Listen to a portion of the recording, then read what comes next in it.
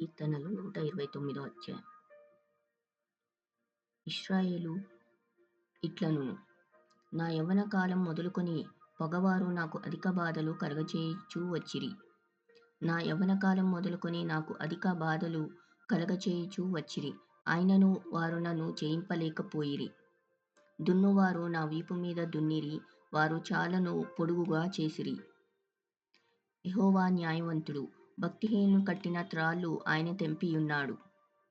సీయోను పగవారందరూ సిగ్గుపడి వెనుకకు త్రిప్పబడుదురుగాక. వారు ఇంటి మీద పెరుగు గడ్డివలె నుందురుగాక. ఎదుగక మునుపే అది వాడిపోవును. కోయువాడు తన గుప్పిలినైనను, పనలు కట్టువాడు తన ఒడినైనను దానితో నింపుకొనడు.